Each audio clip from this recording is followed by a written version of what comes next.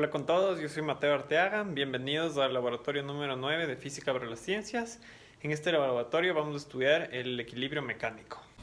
Para este experimento vamos a usar una regla que va a ser nuestro soporte del experimento. 3 botellas con agua, estas pesan 200 gramos y esta pesa 100 gramos. Y un aguacate de masa desconocida y una balanza para comprobar el valor real.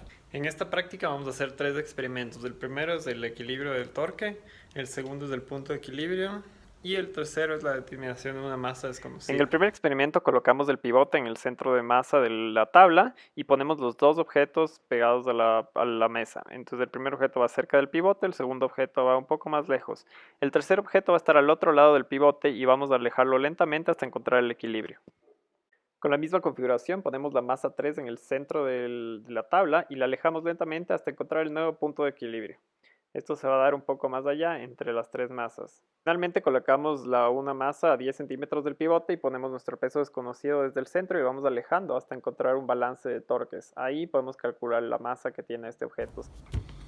Al momento de apoyar la masa sobre la barra, sobre la tabla, se está creando, aquí hay una fuerza que es de la gravedad y está posicionada a una distancia del pivote, este es el pivote.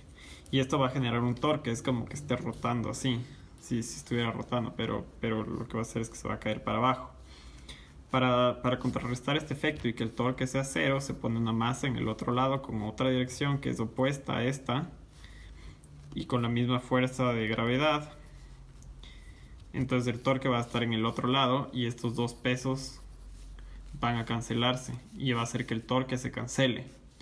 Ahora puede variar esta distancia, puede variar los pesos y por eso va a variar la masa. Entonces el torque está definido por la distancia, producto cruz, la fuerza. Entonces ahí te da la dirección en la que va, dependiendo de tu eje de referencia.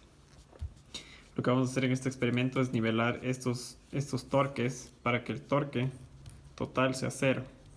Eso implica que el un torque más el otro torque sea cero.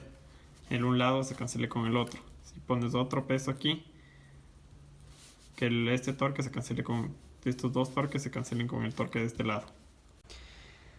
Para calcular el torque de cada posición necesitamos dos datos. Necesitamos primero la distancia de cada posición, de cada masa, y eso se lo va a medir en metros o en centímetros, que es una subdivisión, y el segundo es la masa de cada objeto y eso se lo mide en gramos. Y luego para calcular el torque vamos a multiplicar estos dos y por la multiplicación vectorial nos va a dar una dirección que se va a cancelar con la otra, depende de qué lado de la balanza esté.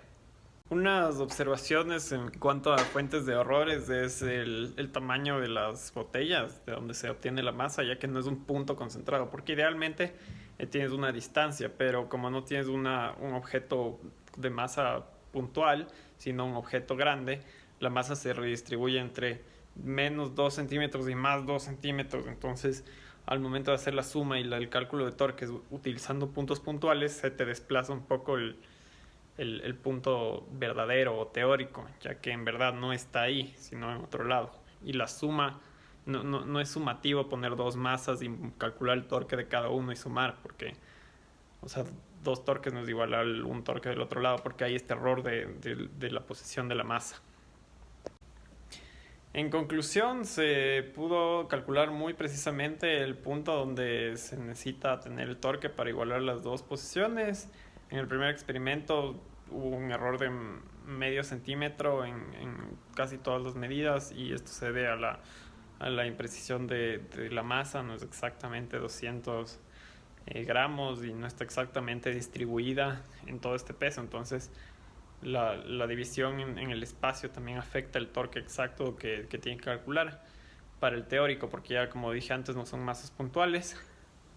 Al encontrar la masa del objeto desconocido se tuvo muy precisamente el dato, ya que el torque es básicamente cómo las balanzas funcionan en general en el mundo. Cuando tú vas al mercado ponen un peso y luego equiparan con el otro. Bueno, ahora ya no, pero las balanzas originalmente son así, pues se balancean entre los dos lados. Y la función principal de esto es el torque. Si tú pones la misma distancia, el torque va a ser el mismo con el mismo peso, entonces se va a equilibrar.